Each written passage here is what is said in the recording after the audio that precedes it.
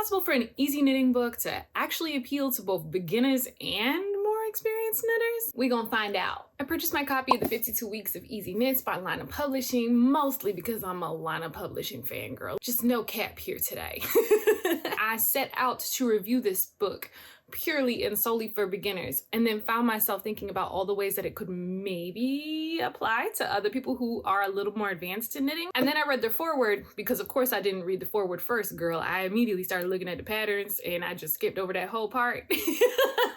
And the foreword literally says that they created this book with two different meanings of easy in mind. Easy for a beginner to learn, and also easy pickup projects for somebody who's more advanced. And I love that, because if y'all know anything about knitting, if you've been in the knitting game for a little while now, sometimes you just need a break project. Like, you've been doing so much thinking, so much charting, so much patterning, that sometimes you just need something simple, easy, fast, mindless, to be honest. We're gonna use a nicer word, meditative.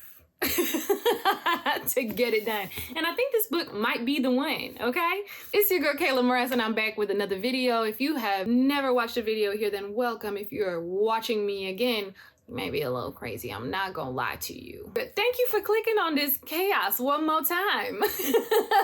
Make sure if you are into the vibes that you hit the subscribe button, that you hit the like button if you just feeling it. So first, what I'm gonna do is I'm gonna talk about the book's contents as far as teaching guides. I also wanna talk about what kinds of patterns are included in this. Lastly, I wanna talk about the 5, maybe 6 pattern highlights that I'm like, ooh girl, I might have to knit those.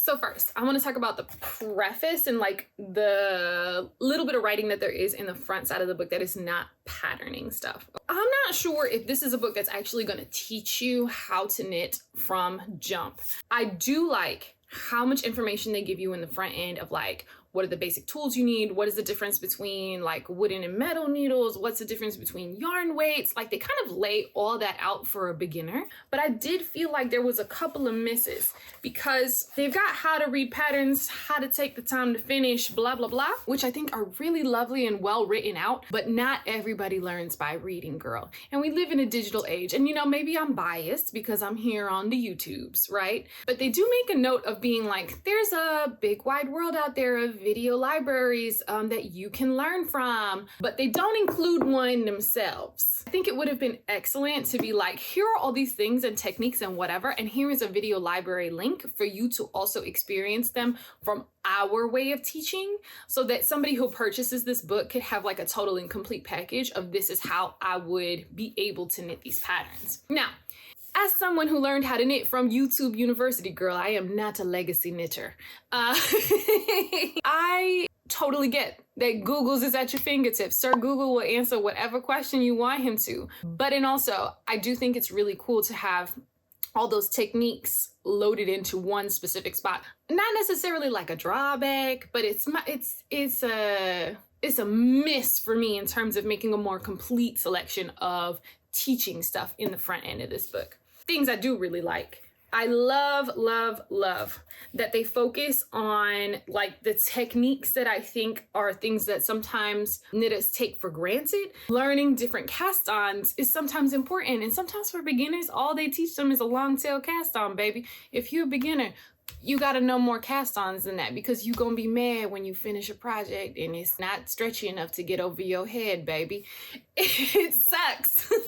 So I love that they actually aren't like, what's the nicest way for me to say this? They're not saying that you're too dumb to know it, baby, as a beginner. They're going, you know what? You're smart enough to do this. Here are all the techniques you need in order to succeed. But also a lovely like glossary section of all the terms that are going to be used throughout all the patterns, so that you always have somewhere to go. And I'm not gonna lie, I love that this is in the front of the book. I hate when they put it all the way in the back and you are like, oh, where am I going to find this information? No, it's right here for you to learn and to think about before you even get started on the patterns. If you read the book in sequential order like you're supposed to, don't be like me. Oh girl, I spit a little bit on my lip, man. Can't even act right in a YouTube video. I know y'all are over that. Let's talk about the patterns.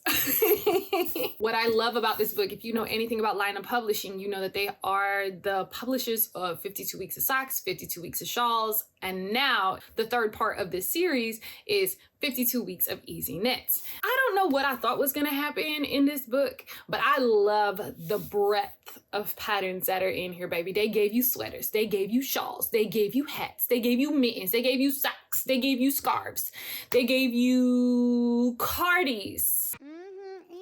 You know, there was a little bit of everything, okay? You always kind of want to tackle this next new thing as a beginner, but in also like as a more advanced knitter, there's sometimes things that like slide past you, and you can be knitting beautiful color work yoked sweaters, but somehow you have never knit your first pair of socks. They got it for you. They prepared you for this moment. So I am in love with that. My cons, I was looking through some of the patterns for like the garments in specific. It's depending on the pattern designer. There's some that range up to a 66-inch bust, some that range up to a 72-inch bust, which is kind of like my personal line where I prefer for most designers to be at. When I'm talking about that bust measurement, I'm talking about how I'm judging how inclusive that patterning is. It's cool if I can pick up this book and make sure that I can knit this because I am considered a standard size, right? But I want to make sure that if I'm recommending this book to anybody else, that it could also fit somebody who is much, much larger than I, who would also like to just learn how to knit some easy knits. What I think happened is that those sizes were determined per designer because you can see a difference in sweater garment sizing across the board. I don't know, I'm assuming that there was a line at which Lina was like, you must design at least up until this size, but I would have preferred for that line to be standard across the board. Every single design designed up until a certain size, fit a certain category of bust measurement, so that you know that if you pick up this book and you're a 72-inch bust, you can knit every single sweater pattern in here. But for most of these, I think there's a large variety of them. Like this one goes up to 72.25. As a caveat, I just reflipped through the whole book and the large majority of them are 72 inches and above. But there's a few, this is the cupola. She is not up to 72 inches. She's only to 68. I just think it would be nice for it to have been standard across the board. These patterns are so easy that you would be able to grade them up, feel like with not much experience. So maybe if they were thinking about that too, then maybe that should have been instructions that they included as well. If you needed to grade the pattern even further up, that this is how you would do it to make it wider and or longer. That would have been pretty cool too. Let's talk about another pro. One thing about Lina, baby, is they are always gonna serve you photography.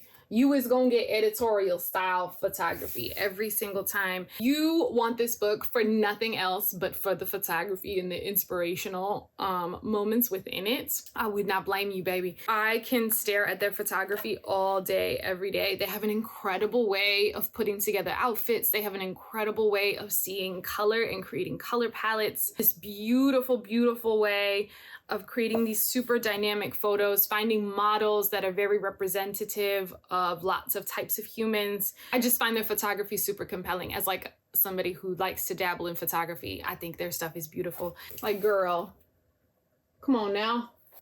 Come on now. Come on, baby. She is giving you face, baby. She is beauty, she is grace. I love their photography style, and I love the fun that you can always tell that they're having with their models. That is a total pro. You are definitely going to be inspired by the garment when you open up this book. Oh, I almost forgot to talk about my favorite feature of all these patterns. Okay, so when you read the foreword, they tell you that in the table of contents, and I actually can show this to you because that's not releasing any information to you. They actually show that in there, I think you can see there's little orange dots next to some of those pattern names, right? Which is super cool because that's a super easy dot. What that means is this pattern is not just an easy knit, but is specifically designed for somebody that is just starting out and is a beginner. Limited techniques necessary to make sure that you can get that project done. I love that. So if you wanted to kind of gradiate yourself into new projects, let me start out with the super easy orange dot pattern babies, and then let me move up to the more complicated guys. I mean, I think it would be an incredible way to make sure you're mastering some techniques first before you feel like you've gotten in over your head in a pattern that's in a 52 weeks of easy knits book, girl, and then you just want to light it on fire. Let's not do that. Okay, I know y'all are over me talking about all of the nuances of the book. You want to know which patterns I'm feeling, girl, and I want to tell you. So these are in no particular order. I'm going to try to show you guys the photos from this book, but if not, I'll insert footage of these particular patterns. So the first one is the Jetu cardigan by Isabel Kramer. If you know anything about knitting, then you know that Isabel Kramer is a lovely, lovely pattern designer. I think that this cardigan is so, number one, easy to execute, and number one, just beautiful, beautiful to actually wear. It looks easy, throw it on, go, baby. It's top down, it's all knits, purls, and slip stitches. It's in DK or worsted weight, so baby, cast me on, be done with me in a week. Let's call it a day, okay? The next pattern that I was really loving, oh, it's the pattern on the cover. I love this guy. I think it's so beautiful. And so you can knit this one either scrappy or not, which I extra love. It is very, very versatile. Here you can see it without the scrappy yarn and just in one solid color. I think it's incredible. It's just like the perfect boxy cropped sweater. And if you didn't want to knit it cropped, girl, just keep knitting, don't stop. In order to achieve this, you just hold the yarns together in order to create that really cool scrappy look. And it's such an easy way, especially if you've been doing a lot of like hat projects or sock projects or whatever, and you're trying to move into a sweater, just use up all them scraps in this sweater, girl. Be done with it. Just be done with them. I thought this one is so cute. I cannot pronounce that name. I'm gonna put it on the screen now. And that's by Vera Julissa. No, Vera Jusila? There it is. The next one I'm loving is called Knitword. It's so freaking cute. So that's Knitword right there. It's a super long scarf, but the cutest part about it is that it actually says knit in each row. So you're strategically using pearls and knits to create this like kind of cool fabric. I think it creates an interesting texture that you actually won't see that the word says knit up close until you actually take a really close look. So it's kind of like a little secret as you have it wrapped up around you. I don't know. I just thought it was cute and kitschy and probably dorky, but I loved it.